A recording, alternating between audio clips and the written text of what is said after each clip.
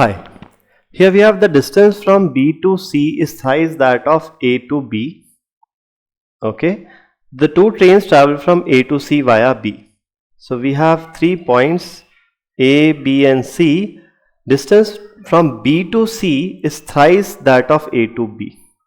So if let's say this distance is D, this distance is 3D.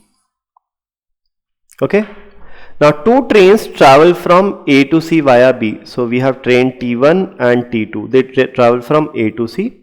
Speed of train 2 is double that of train 1 while traveling from A to B.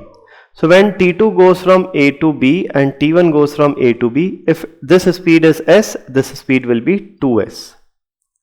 But the speeds are interchanged while traveling from B to C. So from B to C, speed of train 1 becomes 2S and speed of train 2 becomes S. The speeds are interchanged.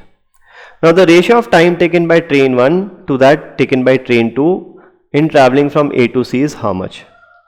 So let's calculate the time taken by train 1. So train 1 goes from A to B and then B to C.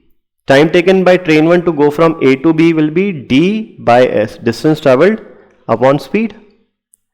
And the time taken by train 1 to go from B to C will be the distance travelled upon the new speed, which is 3D upon 2S.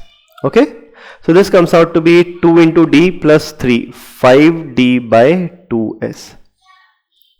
Now let's calculate time taken by train 2. That will be sum of time from A to B and B to C.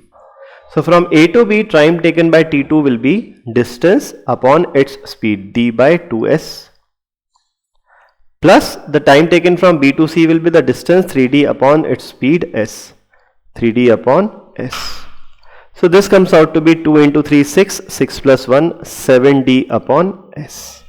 Okay. Now the required ratio time taken by train 1 and train 2 is 5D by 2S upon 7D by, this should also be 2S here. LCM will be 2S, right? So 7D by 2S, right? So by 2S cancels out, DD cancels out, the required ratio comes out to be 5:7. Hence option C here is the right answer. Thank you.